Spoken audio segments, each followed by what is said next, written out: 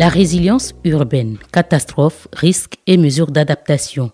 Voilà le thème de l'évaluation ciblée qu'une mission d'experts du MAEP, Mécanisme africain d'évaluation par les pairs, a effectué au Togo à la demande du gouvernement. Une mission qui intervient 2 mois après une session de sensibilisation à grande échelle sur l'évaluation ciblée du Togo. Cette mission a été lancée le 1er décembre 2023 à Lomé. La cérémonie de lancement a été présidée par Afo Ousmane Salifou, secrétaire général, représentant le professeur Robert Doucet, ministre des Affaires étrangères, de l'intégration régionale et des Togolais de l'extérieur. Point focal pays du MAEP. Pour le Togo, cette initiative s'inscrit dans la mise en œuvre de la feuille de route gouvernementale 2025 qui prévoit dans son axe 3 le renforcement des structures par l'anticipation des crises futures. Conformément donc à cette feuille de route, vous évaluerez les progrès que nous avons réalisés, dresserez l'inventaire de nos défis et formulerez des recommandations appropriées. En ce qui concerne la mise en œuvre de ces recommandations, compte tenu du volume des ressources nécessaires pour relever les défis de la gouvernance et des résultats attendus de la mise en œuvre du MAEP, le gouvernement reste convaincu que les partenaires techniques et financiers apporteront leur soutien. La 5e thématique du MAEP, résilience des États aux chocs et catastrophes, a été introduite aux outils d'évaluation du MAEP suite à la pandémie de Covid-19. Cette crise sanitaire a conduit les dirigeants africains à demander au MAEP d'intégrer cette thématique aux outils. Elle vise à fournir une évaluation holistique de la capacité des États membres à résister aux catastrophes actuelles et émergentes. Tout ce qui se passe actuellement dans le monde, les inondations, les tremblements, les séismes, tous les coups qui se trouvent, l'on ne peut pas se passer d'avoir une stratégie en matière de la résilience urbaine.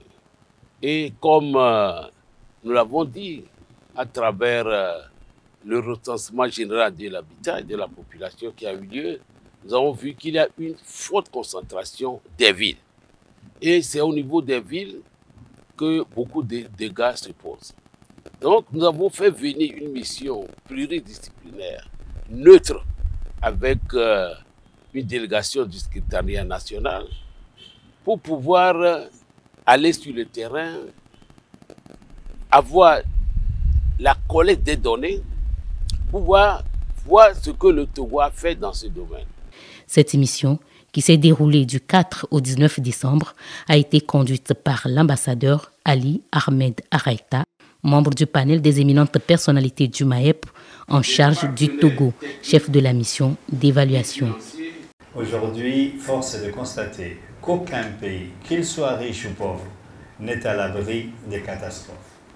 La planète entière est aujourd'hui confrontée à de sérieuses problématiques qui frappent de plein fouet tous les États en général, mais de manière encore plus spécifique les pays en développement. Parmi celles-ci figure en bonne place la question de la résilience aux catastrophes qui, par leur fréquence et leur impact, menace très sérieusement l'avenir de l'humanité.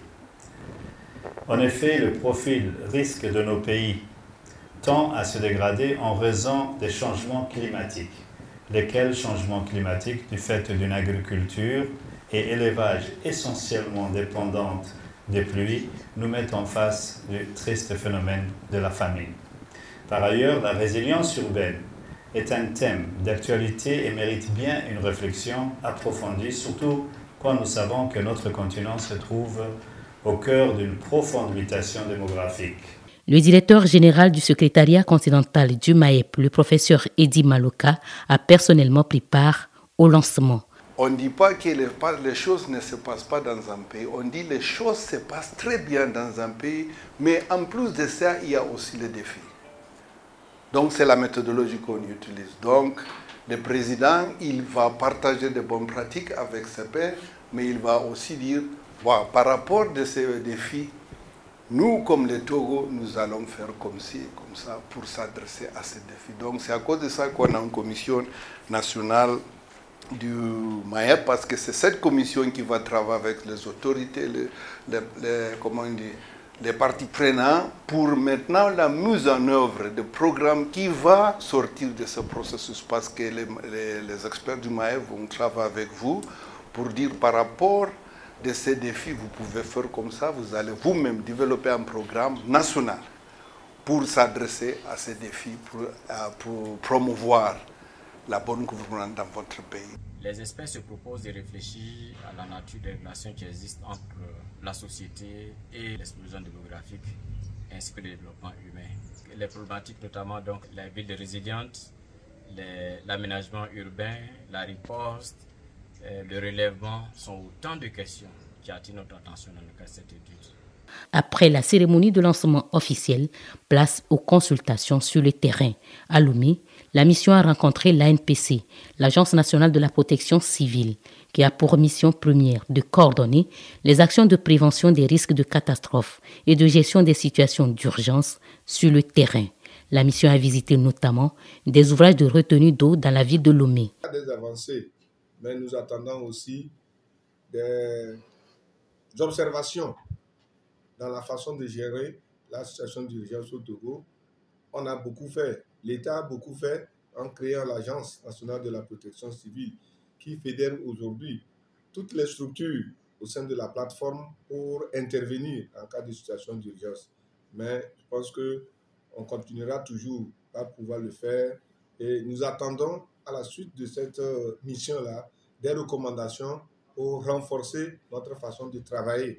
Outre les visites de terrain, la mission du MAEP a eu des séances de travail avec des acteurs des ministères de la Sécurité, de l'Environnement, de l'Action sociale, de la Santé, de l'Urbanisme, des Transports, de l'eau, des Travaux publics, ainsi qu'avec des membres de l'Agence nationale de gestion de l'environnement, de la Chambre de commerce et d'industrie du Togo, les maires, les partenaires techniques et financiers et des organisations de la société civile avant de mettre le cap sur la préfecture des Lacs.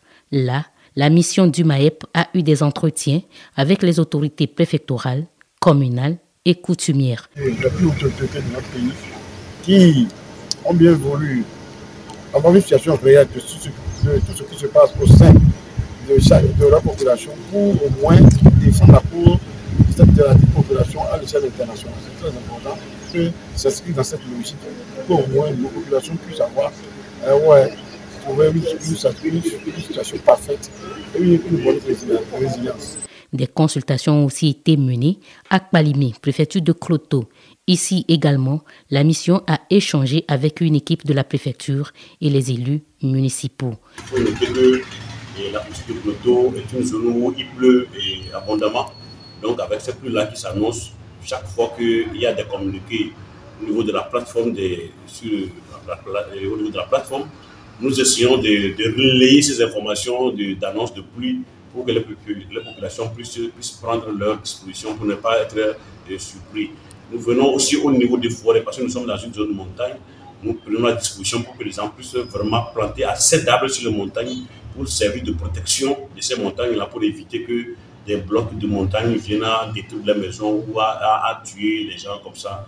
La mission est composée du secrétariat continental, du MAEP Togo, de l'Agence nationale de la protection civile et de 2 consultants, l'un national et l'autre international. Le rapport de cette mission sera soumis au chef de l'État Faure-Essozimna Gnazingbe. Il le présentera devant ses pairs lors du prochain sommet du mécanisme à Addis Abeba en Éthiopie. Ce sera l'occasion pour le Togo de partager les bonnes pratiques en matière de résilience avec les autres pays africains, mais aussi de situer les défis pour une meilleure protection des populations, surtout urbaines.